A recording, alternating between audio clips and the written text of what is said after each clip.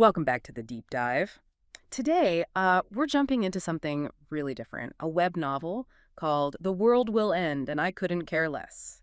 Yeah, the title alone tells you quite a bit, doesn't it? It really does. It's by an author named Toobo, and, well, it definitely lives up to that bold title. Absolutely. And what we want to do today is sort of unpack what makes this story tick, because it's not your standard genre piece. It blends things in a, well, really unique way. Okay, so the basic idea. We've got Yui. She calls herself a NEET, totally withdrawn, right? hmm And she's stuck reliving October 1st, 2024, over and over. For 40 days leading up to the actual end of the world on November 9th. And get this, when we meet her, she's already done this loop 79 times. 79. So she's understandably pretty over it, doesn't care about saving anything. Which is such a compelling starting point. And right away, the story hits you with this mix. It's dark fantasy, definitely. You got a hell beast, the time loop. But it's also a deep psychological thriller. And surprisingly, an intense romance. Let's talk about that romance.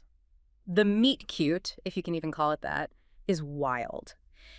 Yui's a struggling web novel author herself. Right. And she finds out her harshest critic, the one leaving these scathing one-star reviews, it's this girl, Hain. And their first meeting is just chaos. Complete chaos. Totally memorable, though.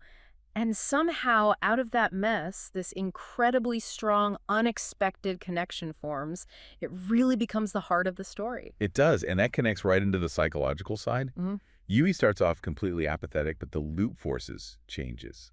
Things get morally murky fast, especially when she finds out that, well, killing people gives her power, more strength to potentially fight whatever's coming. Yeah, that's a huge turning point. It really forces you, the reader, to grapple with some heavy questions about, guilt and purpose. What do you do when doing monstrous things might be the only way? Exactly. You watch her transform from this, useless NEET, as she calls herself, into someone capable of truly horrifying things. But it's framed within this desperate fight and this twisted kind of love. And the story absolutely has bite.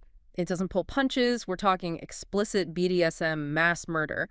It goes to some dark places. It really does. But it's not just for shock value, right? It feels woven into the power dynamics between Yui and Hain, exploring control and connection in this extreme world. Precisely. It's unconventional. Yeah. Deeply unconventional love. And then later, another character, Heya, joins them, forming this strange kind of makeshift family amidst all the destruction. It adds another layer. Yeah, and the pacing, it's relentless. Things escalate dramatically with each loop. Yui goes from, individual acts of violence to orchestrating these huge, complex events. Trying to break the cycle, or at least survive it better. Right. The stakes just keep rising. The time loop isn't just a reset button. It allows for incredible plot twists and character growth across these different timelines. You're constantly wondering what she'll do next, how much further she can possibly go. It's really quite something. So, yeah, diving into The World Will End and I Couldn't Care Less. It's an experience. It really messes with your ideas about good and evil and love, honestly. It definitely sticks with you. It leaves you thinking, can that kind of deep connection actually survive or even thrive in constant chaos and moral darkness? And what does saving the world even mean if the person doing the saving becomes a monster in the process? That's the question, isn't it? Are the sacrifices worth it?